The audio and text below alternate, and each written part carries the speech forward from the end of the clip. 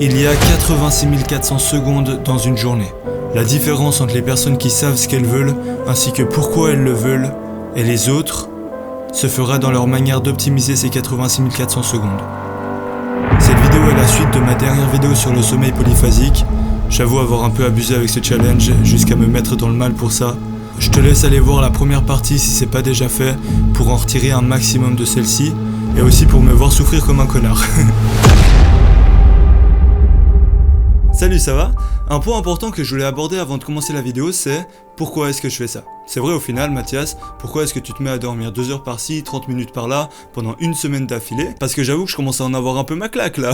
Non, sérieusement, il y a plusieurs raisons. Premièrement, il faut savoir que je suis passionné par l'idée d'optimiser mes actions et mes comportements. Ensuite, à travers tout ça, j'ai aussi envie de comprendre le cerveau humain, comment il fonctionne, etc. Mon idée finalement, c'est d'expérimenter le savoir et les pratiques des gens qui ont fait des choses incroyables sur cette terre, pour voir si ça marche. Et si c'est bénéfique ou juste intéressant, je vais surtout vous en faire une vidéo, pour vous donner des clés, vous aider à vous dépasser, à prendre confiance en vous, et dans tous les cas, pour ceux qui le font, ça va nous pousser à sortir de notre zone de confort pour entraîner notre discipline. Et si tu dois retenir un seul truc, c'est que si Mathias l'a fait, tu peux le faire aussi. Et si Mathias l'a pas fait, là faut tester toi-même.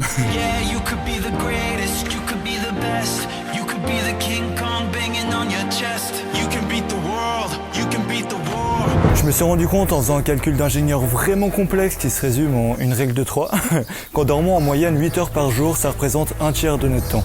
Ce qui veut dire que sur une espérance de vie de 80 ans, en réalité on n'en vit que 54. Ce qui est trop cool avec tout ça, c'est qu'en fait optimiser son temps, c'est un moyen d'augmenter son vécu. Et ça c'est tactique. On est donc parti pour expérimenter une semaine de sommeil triphasique, autrement appelé le Everyman, c'est-à-dire dormir 3 heures la nuit plus 2 siestes de 30 minutes la journée. C'est 4 heures, bon après je suis quand même bien claqué, mais faudra voir ce que ça donne après une journée entière, quand j'aurai eu toutes mes heures de sommeil, parce que là il m'en manque une, et elle manque, en effet. Putain, vous imaginez pas comme j'étais heureux d'avoir fini le Dimaxion, et là je me retrouve à me réveiller à 4 heures du mat après avoir dormi 3 heures, j'en peux plus. Ouais, en fait j'ai remarqué que de manière générale, depuis octobre que je me lève à 5 heures du matin, ouais, la bonne époque quand je faisais des grasses mat par rapport à maintenant, et ben je me suis rendu compte qu'avec cet équilibre, j'avais assez de temps pour travailler sur tous mes projets, mes vidéos, etc. Toutes les activités que j'ai envie de faire, j'arrivais à les faire. Mais il me manquait un truc, avoir également du temps pour pousser mes connaissances plus loin, m'instruire, grandir. Par contre, j'avoue, j'ai pas envie de bannir une activité de ma vie pour placer ça, parce que je kiffe tout ce que je fais, et la seule solution est donc de limiter encore mon temps de sommeil. Bon les gars, en venant dans mon bureau, j'étais en train de me faire une réflexion, et je me suis dit, putain, si un jour, il y avait eu un mec sur Terre, peu importe qui c'est, qui m'avait dit, Mathias, à 22 ans, tu vas travailler à 4 heures pour lire. Pour lire. Non, franchement, j'ai jamais vraiment aimé lire, mais depuis que je lis plus des livres qui m'apportent des connaissances et puis des compétences, des skills ou des trucs comme ça, je kiffe grave, et c'est clairement un bon moyen d'apprentissage. Je suis en train de lire une phrase assez intéressante là qui résume pas mal la négociation et qui dit « Une négociation qui réussit implique que votre interlocuteur fasse le travail pour vous et suggère lui-même votre solution. » Voilà, je vous pose ça là, comme ça vous faites ce que vous voulez avec. Je suis content, je m'étais mis comme objectif de finir mon livre ce matin, j'ai réussi, et du coup demain j'en commence un autre. Bon, il est 16h, c'est l'heure de la deuxième sieste du coup.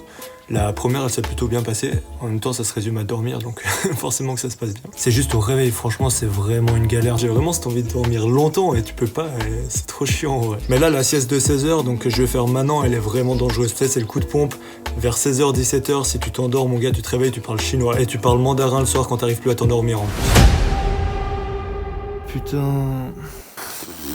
J'ai plus envie de me lever, c'est le pire moment pour s'endormir, mec. Franchement, la sieste de 16h, je crois qu'elle fatigue plus qu'elle régénère. Et je crois que je vais même plus la faire, en fait. Elle me fait plus chier qu'autre chose. Il est 4h du matin. Là, c'était censé s'allumer. Voilà. Bon, on est toujours confinés et j'ai toujours 20 heures de ma journée à occuper sur 24.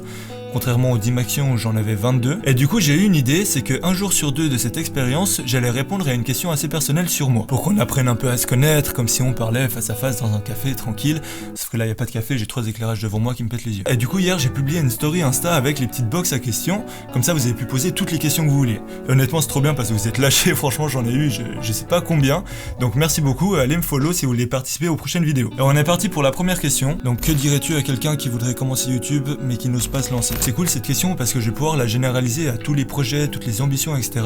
Parce que pour moi c'est toujours le même processus pour se lancer. Tu dois te lancer dans ce que tu veux faire par passion en premier lieu. C'est le plus important parce qu'en fait ton moteur c'est le truc qui va te permettre d'avancer tous les jours.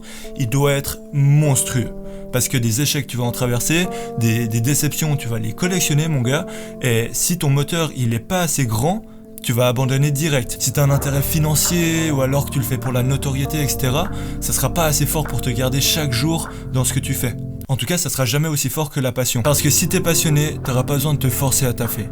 Regardez, je me retrouve à 4h du matin avec 3 lampes qui m'explosent les yeux à parler à une caméra et en plus je suis content quoi. Pour moi, sur le long terme, il y a que la passion qui gagne. Deuxième chose, tu dois être un animal. Mais vraiment un putain d'animal. Regardez-moi, moi je suis un animal mais un gentil animal. J'ai envie d'aider les autres, d'être là pour eux, j'ai envie de faire quelque chose de bien dans ma vie, tu vois.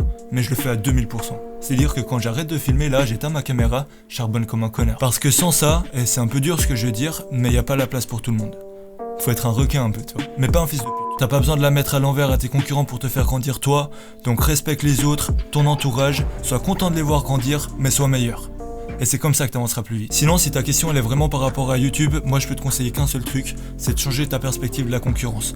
Honnêtement, lâche les chiffres, vraiment les nombres, les chiffres, le nombre d'abonnés, etc., le nombre de vues, oublie ça. En fait, j'aimerais que la réflexion que chaque créateur se fasse avant de publier une vidéo sur YouTube, ce soit, est-ce que ma vidéo est de meilleure qualité que toutes les autres vidéos qu'on peut trouver sur YouTube par rapport à ce sujet-là, et non pas, est-ce que ma vidéo elle va faire plus de vues que ce mec-là, ou lui, machin, etc., tu vois. Donc voilà, j'espère que ce concept de répondre à des questions vous plaît. Vraiment, merci pour toutes les réponses, ça fait trop plaisir. Du coup, tous les 2 jours, je répondrai à une question et je vais aller du moins personnel au plus personnel. Donc le dernier jour, je vais vraiment lâcher un truc sur moi.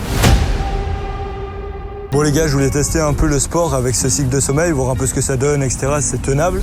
Je vais faire du beach parce que les terrains ont rouvert mais ils sont en train de monter les filets, donc ça va pas être possible. Je vais tout simplement faire un peu d'explosivité dans le sable et après 1 heure, on verra ce que ça donne avec le sommeil. Enfin avec la fatigue plutôt.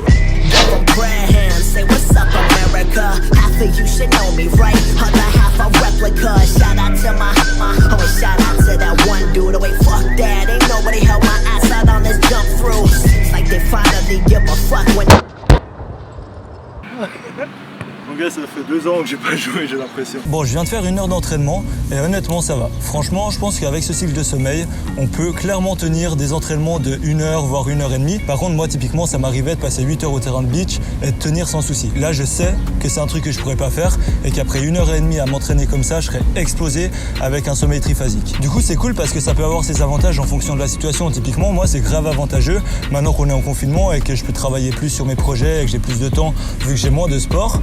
Mais à partir du moment où je reprends la saison, j'aurai besoin de plus d'heures de sommeil, c'est clair. Donc voilà, ça dépend vraiment de la situation. Pour moi, si tu fais plus d'1 heure et demie, voire 2 heures de sport par jour, à mon avis, peut-être dormir un peu plus, ça pourrait être plus intéressant. Mais sinon, c'est clairement un truc que tu peux allier au sport quand même. Salut à tous, on est au jour 3 de l'expérience. J'ai une notif à 4h15. Bref, ce que je voulais dire, c'est que ça fait maintenant 3 ans... 3 heures... je suis con quoi. Désolé, je suis un peu fatigué. Ça fait à peu près 3 jours que je me lève pour lire et m'instruire, qui est la raison d'être un peu de toute cette expérience, je suis d'accord.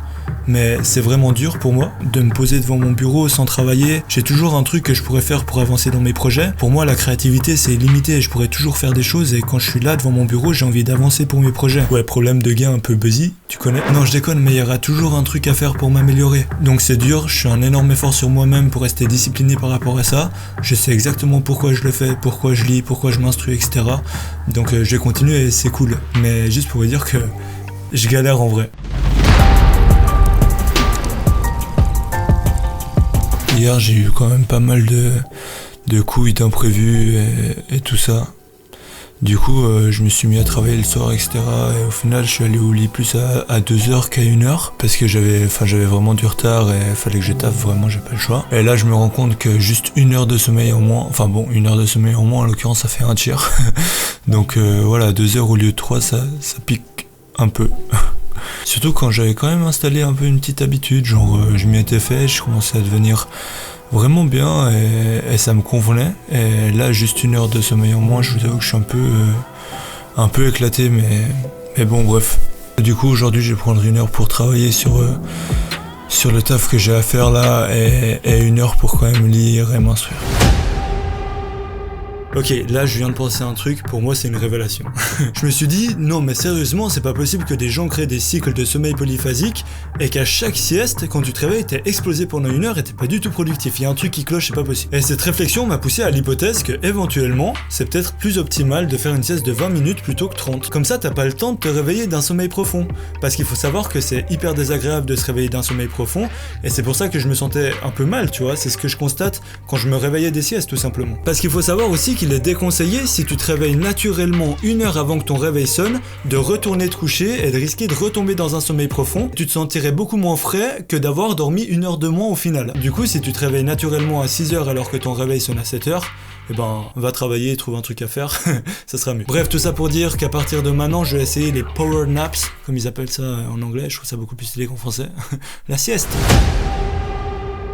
Wow, je crois que j'ai compris un truc les gars, là c'est ouf parce que je me suis rendu compte de quelque chose et je peux en tirer la conclusion que je faisais quelque chose de faux. Honnêtement c'est beaucoup plus agréable, je suis pas dans le dur comme je l'étais à la fin de toutes les autres siestes, je suis un peu reposé, tranquille, franchement c'est cool. Comme vous le savez, un jour sur deux je réponds à une question et la question d'aujourd'hui, en plus d'être intéressante, me tient particulièrement à cœur. La question, elle m'a été posée par Astorgus. Heureusement, tu te rattrapes avec ta question qui est: quelle est ta plus belle réussite? Alors, autant la question, elle est grave intéressante, autant c'est une énorme galère à répondre. Bah, c'est vrai, la première fois que j'ai lu cette question, en fait, je me suis posé comme ça, je me suis demandé: quelle est en fait ma plus grande réussite? Si je devais la définir, comment je définis la réussite? Est-ce que c'est marquer un ace à 14-15 au tie-break de Coupe d'Europe? Est-ce que c'est gagner un championnat? Est-ce que c'est faire une vidéo l'échec avant la réussite et puis réussir ce que tu voulais faire? Est-ce que c'est créer une marque de vêtements avec un message fort derrière, un peu un rêve? Ou alors ça peut même être tout simplement réussir à défendre ses valeurs quotidiennement? Enfin bref, je sais pas. Et en réfléchissant, je me suis rendu compte que le noyau, la cause de tous les éléments que je vous ai mentionnés avant, c'est le même à chaque fois. Et du coup j'avais envie de porter un toast pour ce noyau. Finalement, c'est pas si mal, hein, biscuit. Donc ce noyau, qui est ce que je considère aujourd'hui comme ma plus grande réussite, c'est d'avoir eu le courage, il y a 3 ans, de passer par-dessus tout ce qui se disait autour de moi, tout ce qui me freinait, qui me ralentissait. Et c'est ce courage qui m'a donné la possibilité de m'exprimer, de me faire entendre, de vous inspirer et de progresser. C'est le fondement de tout ce que j'ai pu créer par la suite, et qui me rend heureux aujourd'hui. Et je me rends compte que c'est ça ma plus grande réussite, quand je lis quotidiennement tous vos messages qui me font grave chaud au cœur, et qui me disent que j'ai pu aider certaines personnes à changer, à sortir d'une mauvaise passe, même d'autres à sortir de la dépression. Et pour moi, c'est énormément de gratitude. D'ailleurs, j'ai déjà parlé en détail de ce déclic que j'ai eu il y a 3 ans, dans ma vidéo sur mon parcours, tu peux aller checker ici. Et en réalité, après réflexion, on peut penser à tout plein de choses pour définir la réussite. À l'argent, à la notoriété, etc. Mais au final, dans la vie, il n'y a pas de retour en arrière et tout est éphémère. Donc il y a un seul truc qui compte, c'est quand tu arriveras en fin de vie et que tu regarderas derrière toi ce que tu as accompli, demande-toi ce qui te rendra le plus fier. Et moi, à ce moment-là, j'aurai en tout cas l'entraide et l'intention d'inspirer qui brillera dans mes yeux. Je pourrais être milliardaire sur mon lit de mort, je préférerais 1000 fois avoir pu aider des gens, parce que ça n'a pas de prix. De manière générale, ce qui comptera à vos yeux à ce moment-là, ce sera le message que vous aurez laissé sur cette terre. Et ça c'est tactique. Ah non, ça n'a rien à faire là en fait.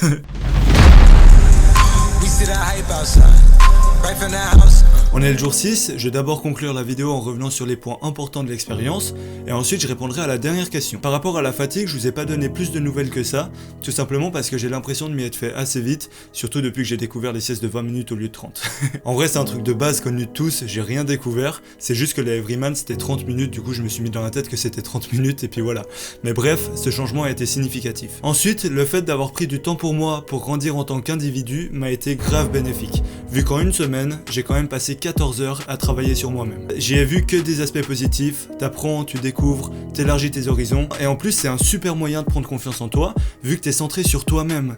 Et vu que la progression est constante et journalière, t'arrêtes de regarder si l'herbe est plus verte chez les voisins. T'acquiers des connaissances sur lesquelles te reposer chaque jour, etc. Et se focaliser 14 heures par semaine sur soi, peut faire une énorme différence sur tous les aspects de sa vie. Alimentez votre cycle d'expérience avec le savoir et vous deviendrez monstrueux. Mais ce qu'il faut pas oublier, c'est que juste lire, juste le savoir, ça suffit pas. Il faut les deux. Pour vous illustrer ça, un homme bête passe à l'action, vraiment travaille comme un ouf, mais c'est pas terrible parce qu'il n'apprend pas de ses erreurs. Un homme intelligent, lui, agit et apprend de ses erreurs. Mais les plus tactiques d'entre nous, en plus d'apprendre de leurs erreurs, apprennent à travers les erreurs des autres. Et il le fait en lisant, en s'instruisant, en regardant quelles expériences ont été faites et sont prometteuses ou non. Et moi, si je relate mes expériences en montrant les erreurs que je fais dans mes vidéos, c'est pour que vous puissiez apprendre de ça et que vous en tiriez quelque chose de constructif pour vous-même. Donc sois tactique, deviens un Iconic Minds, dépasse-toi toi-même pour dépasser les autres. Maintenant, je vais vous donner les stats de ma dernière vidéo. Vous savez, je vous avais demandé en commentaire de me dire quel était pour vous le nombre d'heures de sommeil minimal dont vous avez besoin. Et franchement, il y avait de tout, ça allait de 2 heures à 12 heures. Donc voilà, c'est grave intéressant. Et la moyenne sur les 2500 commentaires, ouais, au passage, vous êtes des malades, c'est abusé. Je vous remercie beaucoup pour l'interaction, ça fait trop plaisir de vous lire, j'adore. Et je réponds au maximum. Mais du coup, la moyenne du nombre d'heures de sommeil minimal est de 5h30. Par contre, l'écart type est de 4h à 8h, il y a donc une grande dispersion des valeurs. Ce qu'il faut comprendre dans tout ça, c'est qu'il y a une différence entre votre besoin de sommeil et la paresse. Parce qu'évidemment, on aime tous dormir, et quand le réveil sonne à 5h, ça nous gave, donc à ce moment-là, on va penser qu'on a besoin de plus d'heures de sommeil. Donc faites attention à ne pas vous mentir à vous-même pour savoir si vos croyances sont pas là juste parce que ça vous arrange bien sur le moment. Faut bien comprendre aussi qu'on réagit tous différemment aux expériences, nos cerveaux sont pas pareils, on a un peu chacun notre propre système d'exploitation. Sauf que voilà, il y en a qui sont sous Windows 10 et d'autres macOS, mais ce qu'il faut retenir, c'est que dans tous les cas, t'as un potentiel illimité. Nos cerveaux ont tous des points forts et des faiblesses, mais dès qu'on les identifie avec l'introspection, c'est là qu'on devient très chaud et tactique. Venons-en maintenant à la dernière question qui est celle qui m'a été le plus posée sur Instagram. Et la question c'est tout simplement, mais alors Mathias, combien de temps est-ce que tu dors en dehors de tes expériences sur YouTube? Et la réponse c'est que vous la saurez dans la prochaine vidéo. Ouais, je sais, c'est pas cool, mais j'aimerais d'abord savoir ce que vous en pensez, donc dites-le moi en commentaire. Et la personne qui se rapproche le plus de mon vrai cycle de sommeil à la minute près, je lui envoie un t-shirt Iconic Minds. Voilà, comme ça, sur un coup de tête, c'est cadeau, c'est pour moi. Si vous voulez un indice, c'est qu'il n'y a pas d'indice sur mes autres vidéos YouTube, c'est que de la chatte. Mais pour ne pas vous laisser sur une question sans réponse, je répondrai à une dernière question qui est: quel est ton métier de rêve? En fait, je devais choisir entre devenir le meilleur vidéaste du monde ou le meilleur entrepreneur du monde. Du coup, j'ai fait YouTubeur, comme ça je peux être les deux d'un coup.